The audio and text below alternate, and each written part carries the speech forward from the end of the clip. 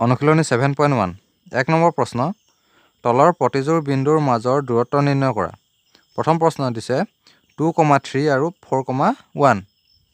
ধৰা হল বিন্দু দুটা A 2,3 আৰু B 4,1 ইয়াত x1 হৈছে 2 y1 হৈছে 3 x2 4 y2 1 এটাকে দূৰত্ব সূত্ৰ প্ৰয়োগ কৰি পাওঁ A আৰু B বিন্দু দুটাৰ দূৰত্ব AB is equal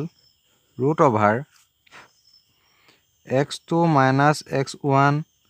whole square plus y2 minus y1 whole square এতিয়া ইহঁতৰ মানবিলাক বহুৱাই পাওঁ root over x2 মানে 4 minus x1 2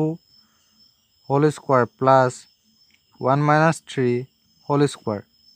4 minus 2 অৰ্থাৎ 2 square plus 1 minus 3 অৰ্থাৎ minus 2 square 2 square মানে 4 plus minus 2 square মানে 4 অৰ্থাৎ 4 plus 4 root over 4 plus 4 8 root 8 ইয়াৰ মান আমি root 8 বুলিও লিখিব পাৰোঁ বা ইয়াক যদি আমি ভাঙি দিওঁ তেতিয়া 2 root 2 পাম 2 root 2 একক নাইবা আমি root 8 একক বুলি লিখি থৈ দিলোঁ ই সম্পূৰ্ণ শুদ্ধই হ'ব